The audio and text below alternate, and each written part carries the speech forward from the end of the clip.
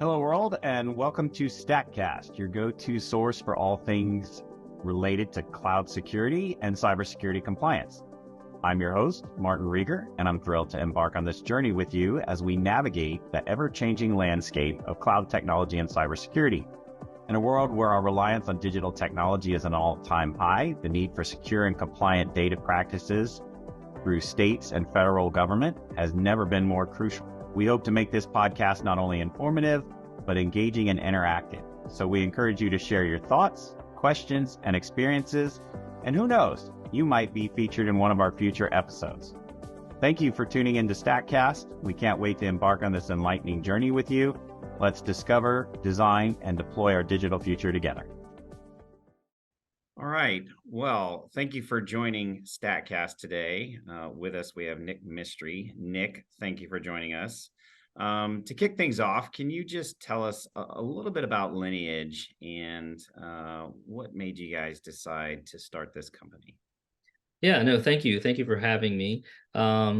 So we started Lineaje really looking at SolarWinds and other software supply chain attacks. And as we were looking at these software supply chain attacks, one thing occurred to us is that to date, there hasn't been a strong security control to be able to detect and prevent a software supply chain attack like SolarWinds. And then we really put our heads together and started finding opportunities to build capabilities to do exactly that. How can we prevent? How can we detect a software supply chain attack? And then from there, Lineaje was born, and all of our capabilities and services are grounded on trying to address software supply chain security. The importance of supply chain security has been described and in many cases mandated by some government programs such as FedRAMP and even FISMA.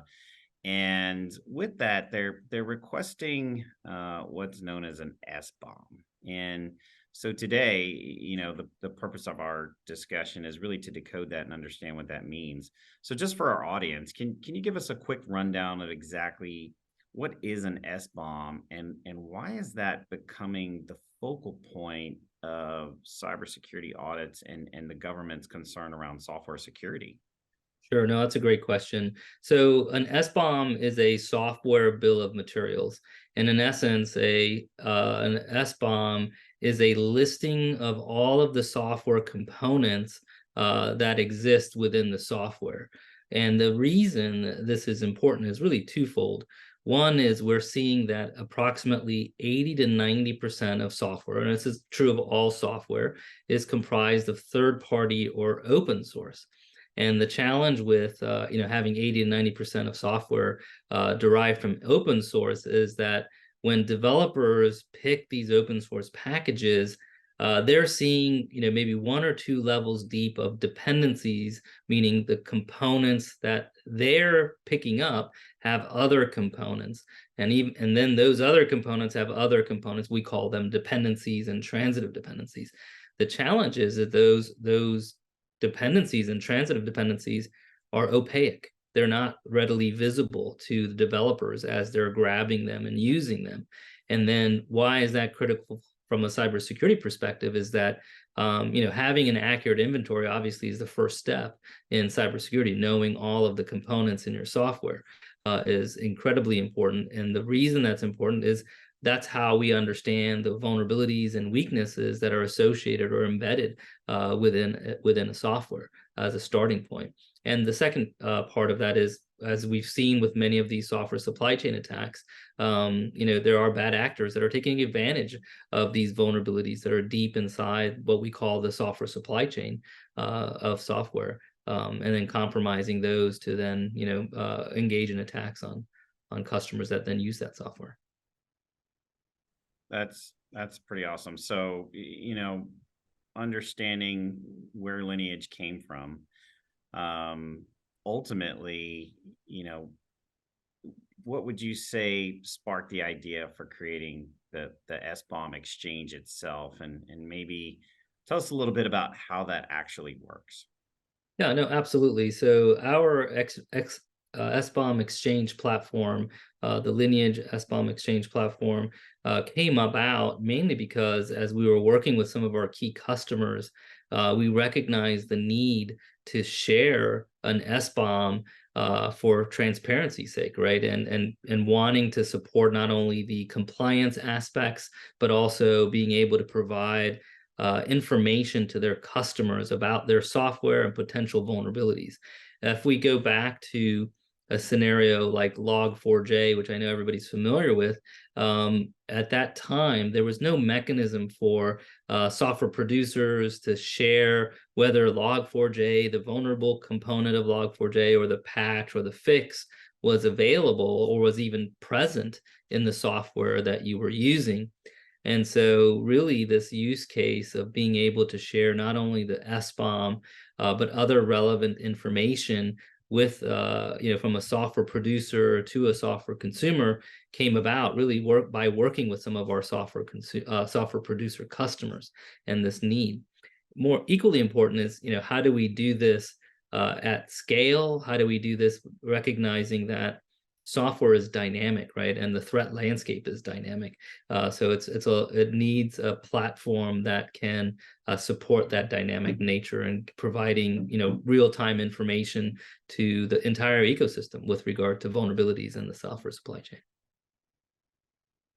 So basically what you're describing is a marketplace where SBOMs can be exchanged and shared across various organizations. Understanding, that CISA, the Cybersecurity Infrastructure Security Agency, is sort of leading the way on the government side around these types of compliance requirements, in addition to making sure that they can facilitate the development and the focus on making sure software bill of materials remain compliant. What kind of, sort of checks and balances or components does Lineage provide to sort of ensure that, your customers and partners are keeping their SBOMs up to date and compliant? Yeah, no, that's a primary use case and driver for the SBOM exchange here at Lineage. One of the things that we do is when an SBOM is uploaded, we do a compliance check. So we're able to perform a compliance check against the recent executive order 14028. Also, there is a minimum specification for SBOMs that the NTIA has developed and CISA is encouraging. So we can do a compliance check to make sure all the minimum information that's required in SBOM is provided. We can also do a compliance check against 14028.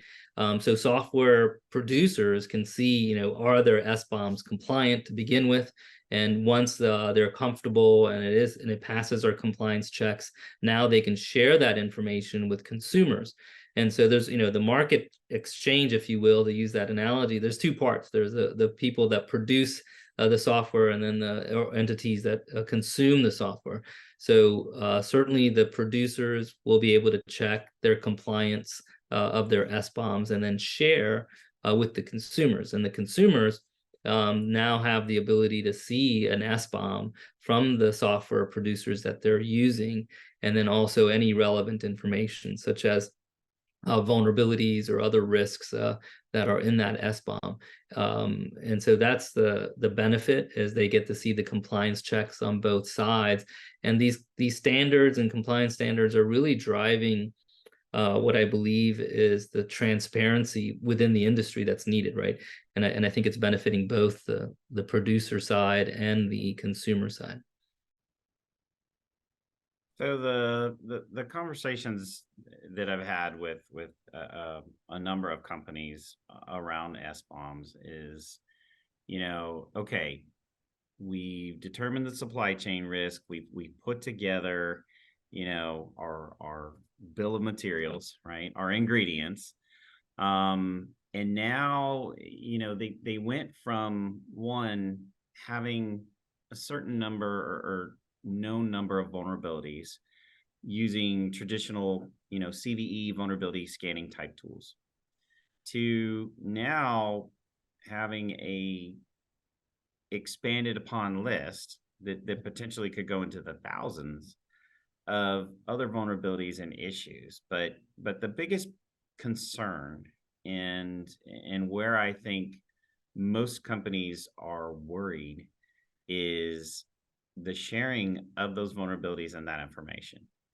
Trying to understand, okay, if I'm going to exchange this information with you, how does Lineage make sure that that information is and that confidentiality and the security of that information is maintained when they actually go about uploading or sharing their SBOMs? I think that is something that is probably the number one question and problem that people are facing. Yeah, absolutely. One of the reasons we built the exchange and it is gaining a popularity is that we allow for the secure sharing of SBOMs and any other relevant information. So as a software producer, you can manage your entire distribution chain and who has access to which SBOM, and managing that access. The platform is encrypted. So you cannot gain access to that information unless you've been given permission to view that SBOM. We also enable the software producers to link their SBOM to specific products and bundles of products, even SKUs. As we know, oftentimes the consumers are receiving bundles of products or a SKU that maps to bundles of products. And so making sure that the right SBOM information is provided only to the customer that needs to see it is also part of the platform. All right, so this is going to be kind of the $1 million question, and I've seen a couple companies out there already who have sort of posted either their SBOM for review or stated, they have a score of 80 or something along those lines. But ultimately, using Lineage SBOM Exchange, how would you say that would impact the overall security posture of a company? And then maybe as a follow-on to that, how can they use that to share or demonstrate? Now, we talked about how the exchange can work, but how does a company make use of this? Sure. So, we have several clients today that are working with their software vendors, collecting their SBOMs, and then managing risk with their software vendors through our platform. And in a number of ways. One is, for the first time, you have the ability to have all of your vendor SBOMs in one place and manage them all in one place. The second piece is when we identify risks or vulnerabilities, within the SBOM itself, we do an independent assessment, verification and validation of the SBOM, identify vulnerabilities and risks, which then they can use to manage and have, what I would say, constructive security discussions with their vendors that they're using. And so that becomes an enabling factor. And the third use case is, let's say we have another incident, such as Log4j. At this point, you can very much just go on to Lineage and search, does Log4j exist in the software that I'm, maintaining? And it'll give you the list of all of the software. Not only, does Log4j as a component exist, but is it the vulnerable configuration that's being exploited at the moment? So it allows for, management of all of your software. Well, it certainly looks like you guys have definitely become somewhat of a disruptor and are changing the game. I can tell you, I think we all wish we had something like Lineage before Log4j occurred. It's funny, we were talking about it yesterday as one of the last kind of real major events that impacted the supply chain, right? So, before we wrap up, is there any advice that you would give companies who are, looking to strengthen their software distribution chain? Yeah, absolutely. I think, as part of the development cycle, one of the terms we like to say is, we need to start focusing, shifting left of shift left. right? Because really focusing on the supply chain and understanding the risks that are in your software starts with having an accurate SBOM, really. And then from that, being able to produce an SBOM, assess the SBOM, identify risks, remediate, and then equally important to be able to, we know that software is dynamic. We know the threat landscape is dynamic, is that it's not a one-time exercise to produce an SBOM, but this has to be continually generated. And then how do you share that information so that it's useful for the entire distribution chain, but equally do it in a way that's safe and secure, manages your private information so it doesn't, get out into the wrong hands is really critical. And we're glad the government's pushing SBOMs and the standards are pushing SBOMs. We see it as a critical component to getting our arms around the software supply chain security challenges. Awesome. Well, Nick, thank you for those insights. It's definitely clear Lineage is going to make a substantial impact on the industry, not just for the federal government, but commercial folks as well. And then in the compliance arena, there's a number of frameworks. You got the cybersecurity, CMMC, cybersecurity maturity model. You've also got NIST 800-171. You've got FedRAMP, FISMA, risk management framework, and then of course the commercial sector. So for those that want to learn more, where can they find you? Yeah, no, that's a great question. They can find us at lineage.com. They can also find us, on Twitter, or I guess X now, right, as well as LinkedIn. Awesome. Well, we appreciate your time. Thank you for joining us. That's all for today's episode. So thank you to our guest, Nick. And I want to thank our listeners for tuning in. Don't forget to subscribe and for more deep dives into the cybersecurity world and government compliance. Until next time, please stay tuned, stay secure, and stay compliant. Thanks for having me.